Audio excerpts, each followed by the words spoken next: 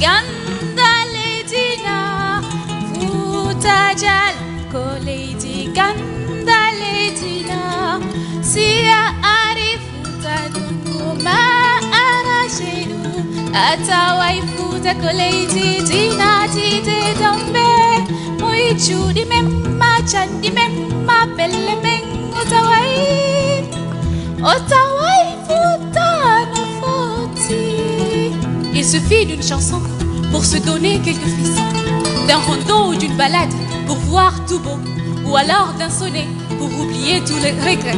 Il suffit d'un conte pour savoir l'humain en fin de compte. Il suffit des mots, des vers pour sentir de l'eau, de la terre, de la magie, des histoires. Et en parlant d'histoire, mesdames et messieurs, écoutez ceci. Il était une fois, il y a de cela une vingtaine d'années, alors que derrière les montagnes gigantesques, le soleil trouvait refuge après une ardente journée, naquit la dernière d'une fratrie de 7 enfants. Âme sensible, regard fugace, esprit espiègle, la petite grandit dans les profondeurs du Futa éternel.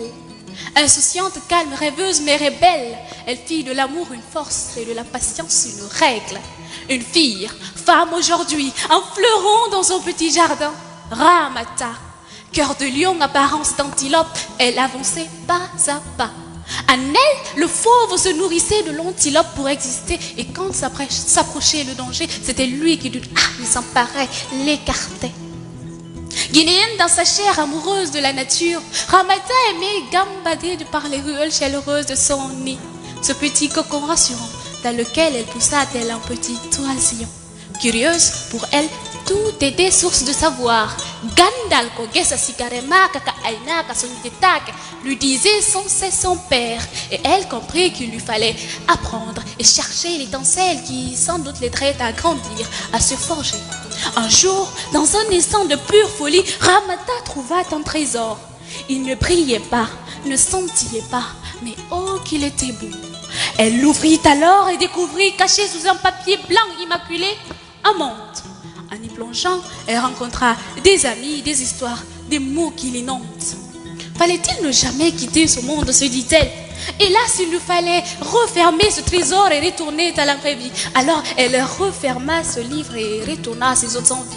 Mais revient chaque jour rendre visite à son trésor qui ne scintillait pourtant toujours pas. Naquit alors la plus fabuleuse histoire d'amour entre Ramata et le livre. Elle le prenait le matin au petit déjeuner, se délectait de lui au déjeuner et n'en faisait qu'une bouffée au dîner. Ainsi, Gandangal, elle le trouva dans ses feuilles. Basangal, elle le laissa dans un cercueil. Et si lire c'est vivre, elle vécut alors le plus merveilleusement possible. Et dans ses folies nocturnes, elle se supplie à écrire. Écrire pour vivre, exister, savoir, s'accepter. Ramata Baldé, c'est moi. 20 années plus tard, le même regard, le même amour, la même hargne, la même petite fille dans l'âme. Et ce soir, plus que jamais, mesdames et messieurs, l'amour des chants, des contes, des livres en moi fleurant s'excite, existe. C'était Ramata, c'est moi.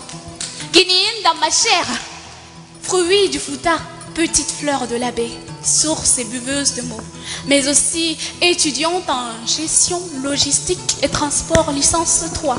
Et oui, mesdames et messieurs, qu'il s'agisse de marchandises qu'on commande au livre ou d'écrire tout un livre, je suis tout aussi passionnée. Albarka.